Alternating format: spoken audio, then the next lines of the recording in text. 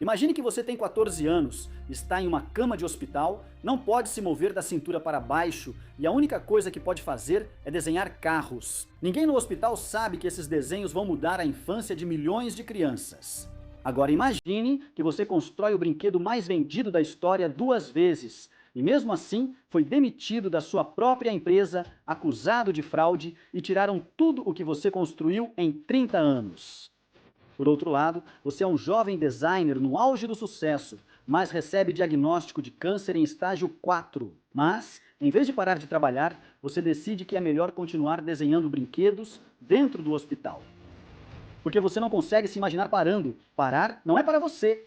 Imagine agora que você desenha um carro que não existe em nenhum lugar do mundo e que 20 anos depois ele é realmente construído porque alguém não conseguiu resistir ao vê-lo. 4 vidas. 4 histórias que nunca te contaram quando você comprou esse carrinho. 4 pessoas que deram a alma pelo que hoje você tem em suas mãos. Porque por trás de cada Hot Wheels, há histórias que não cabem em um blister. Eu sou Tony Alba e este é o Custom Mexico. Depois deste vídeo, você nunca mais verá carrinhos em miniatura da mesma forma.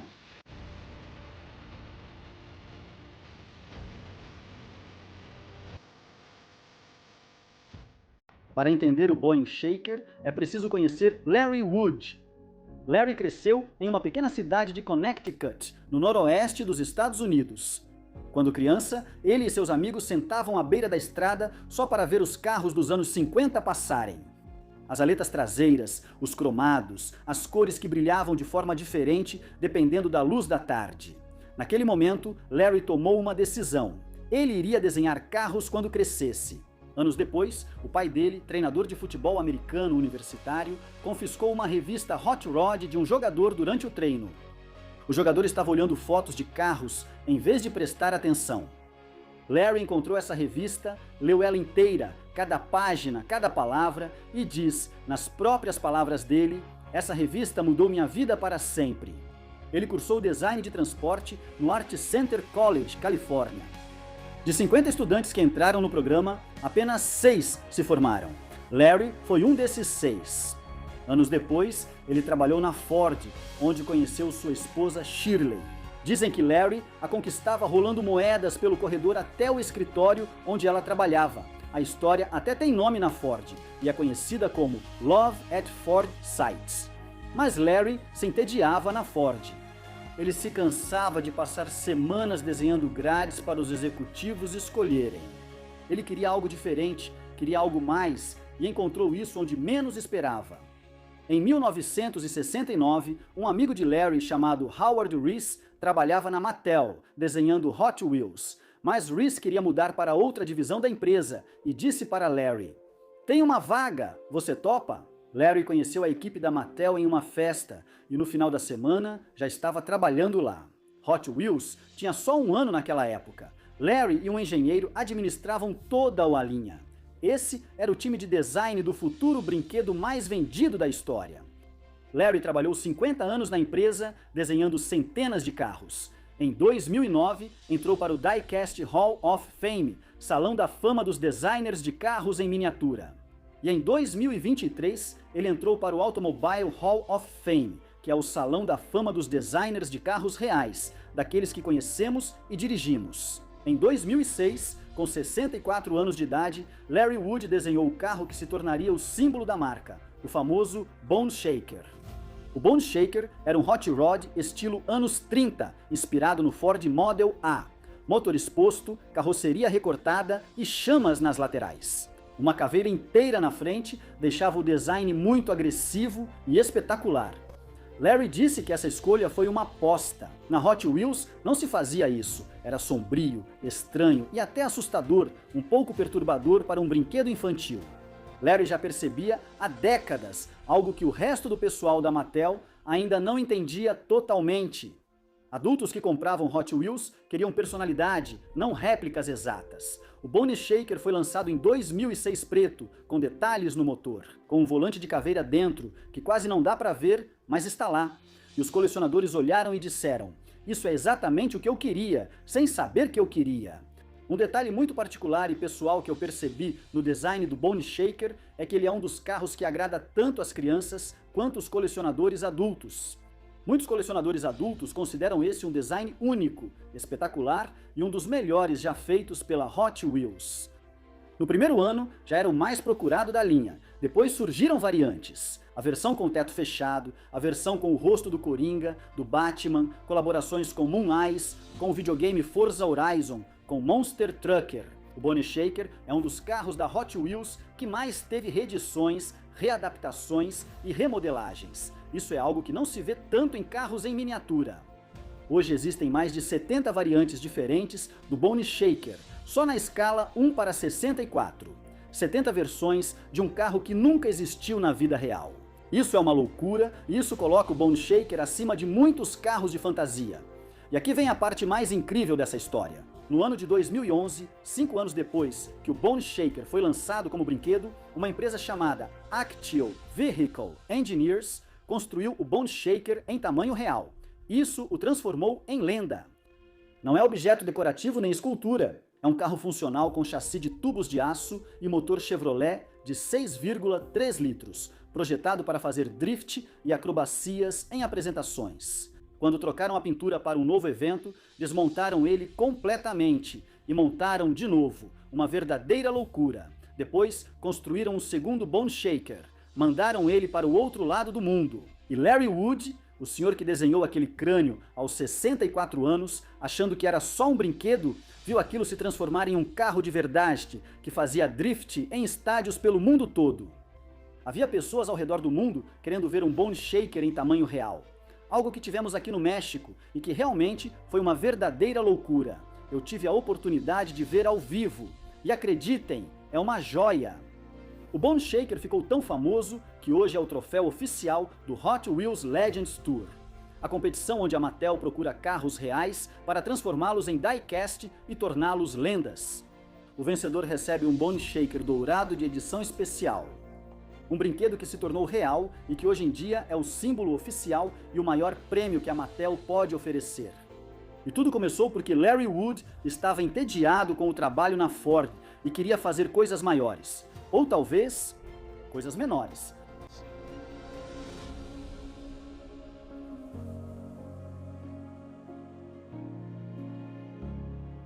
Quero que você pense em algo por um momento. Existe uma mulher que criou o brinquedo mais vendido da história. Não uma, mas 2 vezes. Primeiro a Barbie e depois os Hot Wheels. E acabou sendo exposta pela própria empresa, acusada de fraude, com câncer, sem um seio e com um filho que morreu antes dela.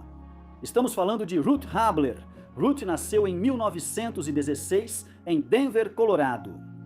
Ela era a 10ª filha de imigrantes judeus poloneses que chegaram aos Estados Unidos sem um centavo. Chegaram sem nada. Quando criança, ela viu sua família construir algo do zero, o que marcou sua memória. Aos 22 anos, ela se casou com Elliot Habler e juntos, em 1945, fundaram a Mattel na garagem de sua casa. Começaram fazendo molduras de quadros e depois móveis para casinhas de boneca, feitos com as sobras das molduras. Isso não te diz nada? Ruth era especial, ninguém imaginava que eles ficariam tão grandes. Em 1959, Ruth lançou a Barbie, inspirada em sua filha Bárbara, uma boneca com corpo adulto. Num mundo onde bonecas eram só bebês, executivos da Mattel disseram que não daria certo e que pais não comprariam esses brinquedos para as filhas. Ruth ignorou. Barbie virou o brinquedo mais vendido do mundo. 9 anos depois, em 1968, surgiram os Hot Wheels. A ideia foi de Elliot, mas Ruth comandava a empresa. Muitos dizem que ela foi a verdadeira designer e impulsionou o projeto. Mas naquela época, ver uma mulher desenhando carros era algo irreal. Era impossível. Quem tomava as decisões era Ruth. Ruth transformou uma garagem na 2ª maior empresa de brinquedos do mundo, atrás apenas da Lego. Então chegou 1970. Naquele ano, Ruth encontrou um nódulo no peito. Era câncer de mama. Ela teve que retirar o seio inteiro. Uma mastectomia radical, numa época em que isso não era algo público, em que as mulheres enfrentavam isso sozinhas e em silêncio, sem que ninguém dissesse como seguir em frente com o próprio corpo depois disso. Ruth sobreviveu à cirurgia, mas, durante sua recuperação, ficou afastada da empresa lutando pela vida. Algo estava acontecendo dentro da Mattel que ela não sabia. Em 1974, veio à tona que vários executivos da Mattel haviam falsificado os relatórios financeiros da empresa. Inflaram as vendas, mentiram para os investidores, para a Bolsa de Valores, para o governo. Ruth não fez isso, mas era a presidente e responsável. Por isso, foi demitida da própria empresa. A empresa que ela havia fundado em sua garagem 30 anos antes. Em 1978, ela foi formalmente acusada de fraude e falsificação de relatórios perante a Comissão de Valores Mobiliários dos Estados Unidos. O órgão que regula os mercados nos Estados Unidos, ela lutou por muito tempo sem admitir sua culpa. Ela foi multada em $57 mil. Ela foi condenada a 2.500 horas de serviço comunitário. Te pergunto, o que você faria? Você teria conseguido continuar?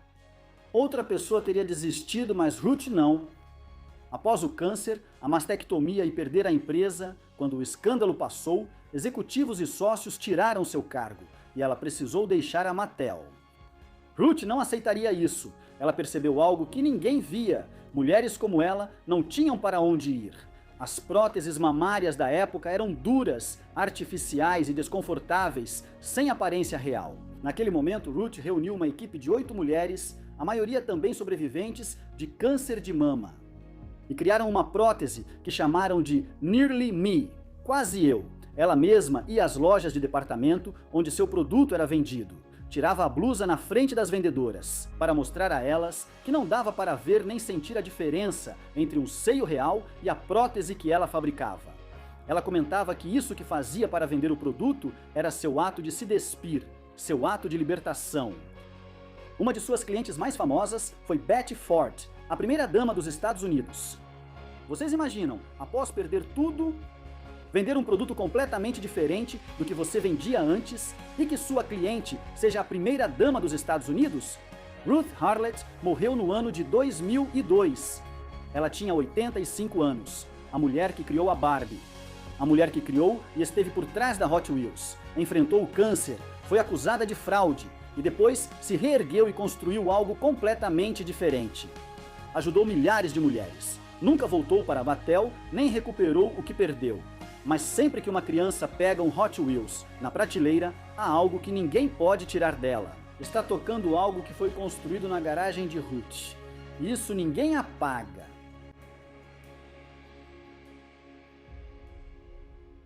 Harry Bradley nasceu em 1939 em Boston. Aos 14 anos, contraiu poliomielite. A poliomielite o paralisou da cintura para baixo. Ele passou 6 meses internado no Hospital Infantil de Boston. Aprendeu a viver com essa condição. E o que Harry fazia na cama, em seu pior momento, era desenhar carros. Ele não deixou de fazer isso nem um só dia. Quando saiu do hospital, continuou desenhando. E esse hábito que desenvolveu enquanto estava deitado em uma cama, se transformou naquele ofício que anos depois mudaria a história do brinquedo mais vendido do mundo. Harry estudou design, entrou para a General Motors. Ele participou do programa de bolsas de Stanford em 1966. A Mattel o contratou para criar uma linha de carrinhos de brinquedo. Hot Wheels nem tinha nome quando Harry começou. Em 1968, Harry desenhou 15 dos 16 primeiros lançados, os primeiros 16 originais. E entre esses 16, havia um que não era réplica de nada, era completamente original. Estou falando do Diora. O Diora não é um carro normal, é uma caminhonete Dodge, completamente reconstruída, com a parte dianteira cortada e redesenhada para que o capô seja praticamente inexistente. Para entrar no Diora, você não abre a porta, você levanta o para-brisa inteiro e entra pela frente do veículo. Harry o desenhou em 1964, enquanto estudava na Califórnia. Ele encomendou aos irmãos Alexander em Detroit, que eram os customizadores mais reconhecidos da época. Eles terminaram em 1966. 2 anos depois, em 1967, o Diora venceu o Ridler Award no Detroit Autorama. O Ridler era o prêmio mais importante e grandioso no mundo dos carros modificados, o equivalente ao Oscar, mas para carros customizados, na customização. E nesse mesmo ano, Harry usou esse design. O seu design, aquele que tinha ganhado o maior prêmio da sua indústria, foi um dos primeiros carros lançados para a Hot Wheels. O Diora Hot Wheels saiu em 1968. As crianças não sabiam que era um carro de verdade, não se importavam, era estranho, era futurista, era completamente diferente de tudo o que havia no mercado. Mas tem algo que quase ninguém conta dessa história. Bradley trabalhou na Mattel de outubro de 1966 a junho de 1967, menos de um ano. Ele desenhou 15 carros do primeiro lançamento da Hot Wheels e saiu, sem esperar para ver se a Hot Wheels daria certo ou não, sem querer ver o que vinha pela frente. Simplesmente não acreditou que fosse algo importante. A Hot Wheels foi lançada no mercado em 1968. No primeiro ano, vendeu mais de 50 milhões de carros e foi o brinquedo mais vendido, superando a Matchbox, antes líder do die-cast. Em poucos meses, isso mudou após décadas. Harry observou tudo de fora, seguiu no design recebendo reconhecimento. Em 2012, ele foi incluído no Hall da Fama dos die-cast. Numa entrevista, perguntam se ele se arrepende de ter saído cedo da Mattel, e ele diz que sim. Harry Bradley faleceu em 13 de maio de 2023. Ele tinha 83 anos. O homem que aprendeu a desenhar carros da cama de um hospital, que ganhou o Red Howard, que desenhou os primeiros Hot Wheels em menos de um ano, morreu sabendo que o que criou nesse tempo tão curto mudou a infância de gerações ao redor do mundo. O Diora, até hoje, continua sendo produzido em diferentes variantes. Continua sendo lançado pela Hot Wheels 56 anos depois do primeiro lançamento. A história de Bradley me deixa uma lição pessoal muito forte. Se é verdade que Harry teve sucesso em muitas outras coisas, eu acho que às vezes é preciso ter atos de fé. É preciso pensar que algo pequeno pode acabar se tornando algo muito grande.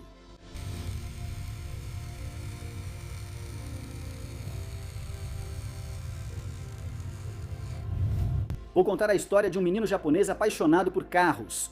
Um dia, o pai dele chegou em casa com um Honda Prelude 83 faróis retráteis, painel digital e teto solar elétrico. Para um menino de 5 anos criado no Japão, aquele carro não era um meio de transporte, era uma nave espacial. Ao vê-lo, Ryo Asada decidiu que desenharia carros quando adulto. Ele estudou design nos Estados Unidos, entrou na Mattel em 2004 e passou os 17 anos seguintes transformando os carros que amava desde criança em Hot Wheels.